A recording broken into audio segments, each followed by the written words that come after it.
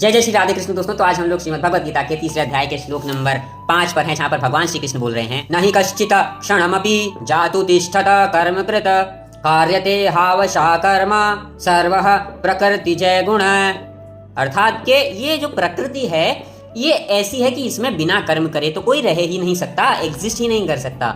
Survival possible ही नहीं है कर्म के बिना। इस दुनिया में आप कुछ भी करो, आप अगर जन्म ले रहे हो और जन्म लेने से मरने तक जब भी कोई भी जीव इस दुनिया में है तब तक वो कुछ ना कुछ कर्म तो ऐसे हैं जो वो करेगा ही करेगा, चाहे उसको पता चले चाहे ना चले। और हम एक बार को बोलते हैं कि हम कोई कर्म नहीं करेंगे, तो खाली बैठना कुछ ना करना भी तो एक कर्म ही है। कर्म ना करना भी कर्म है और कर्म करना भी कर्म है। सांस लेना भी कर्म है, बोलना भी कर्म है, चुप रहना भी कर्म है। तो कुछ कर्म तो ऐसे होते हैं जिसके लिए हम अवेयर होते हैं कि हम इस कर्म को कर रहे हैं, अपने माइंड से अपनी बॉडी से उस स्टेप को फॉलो करते हुए। कुछ कर्म ऐसे होते हैं जो हमें पता भी नहीं होता पर हमसे हो ही रहे होते हैं, तो बिना कर्म के तो हम रह ही नहीं सकते।